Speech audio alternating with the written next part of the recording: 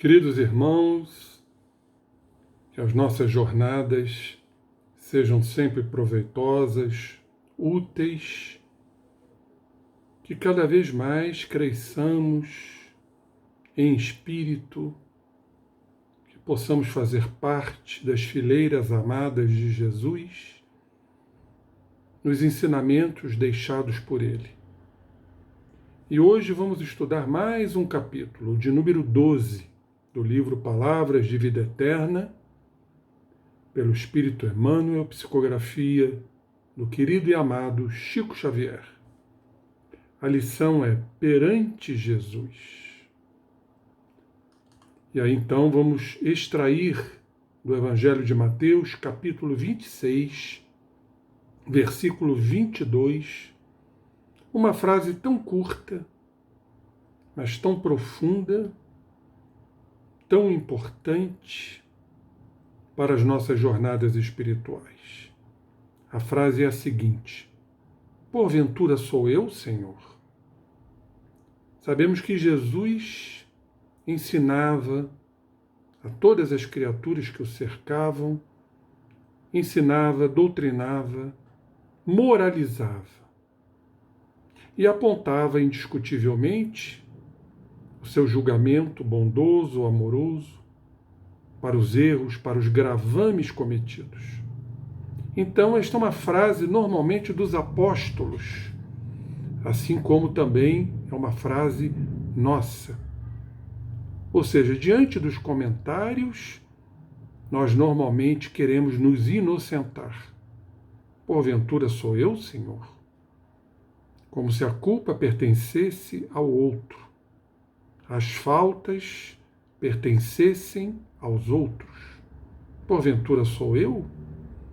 É uma forma que criamos em transferir responsabilidades para outrem, e assim sermos os inocentes, aqueles que certamente serão os eleitos, esquecendo rotundamente dos nossos débitos morais. Muitos deles que conhecemos e fugimos. Criamos proteções, desculpismos, justificativas, camuflando a nossa realidade. E Emmanuel aqui coloca com muita felicidade a sua explicação a respeito disso.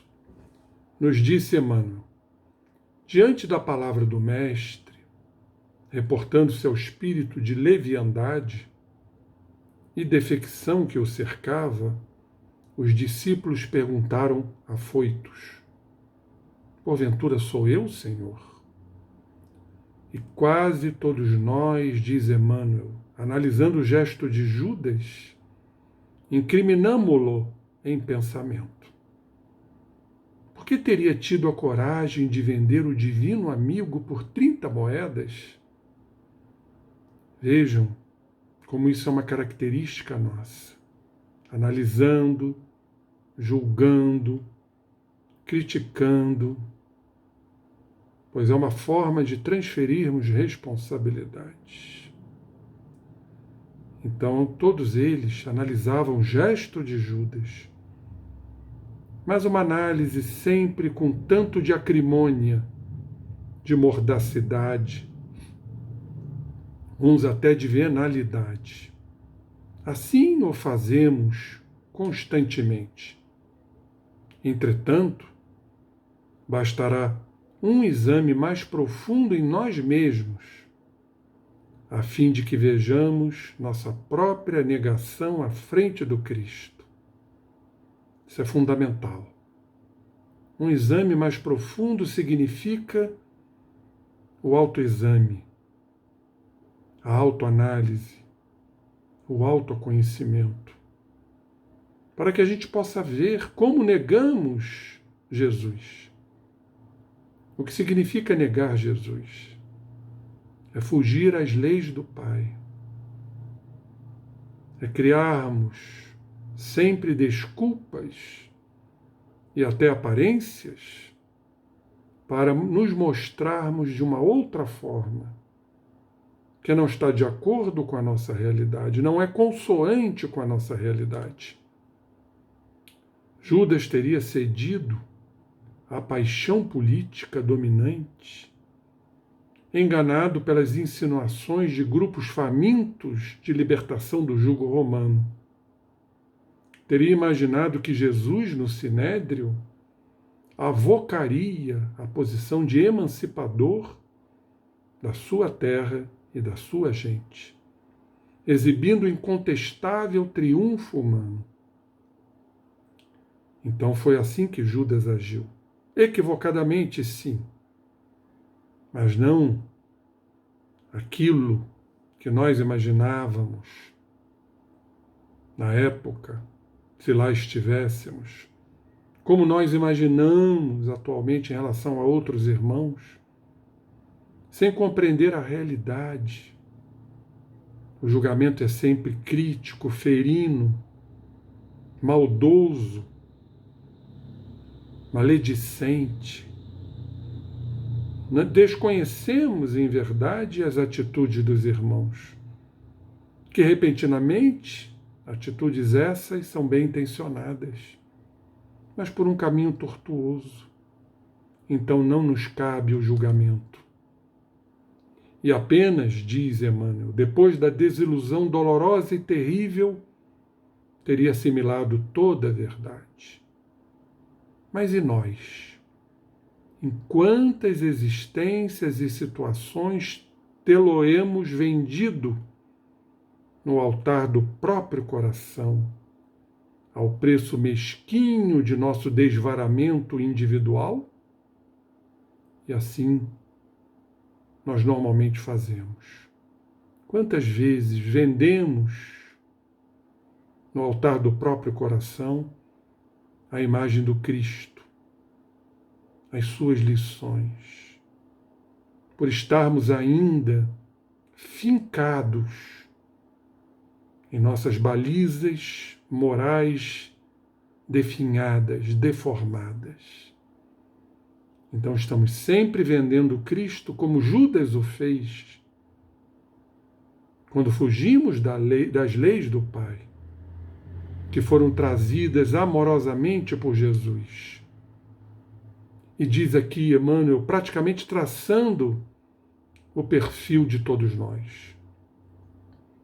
Assim o fazemos nos prélios da vaidade e do orgulho, nas exigências do prazer egoísta, na tirania da opinião, na crueldade confessa, na caça da fortuna material, na rebeldia destruidora, no ouvido de nossos deveres, no esquecimento de nossos deveres e no aviltamento de nosso próprio trabalho.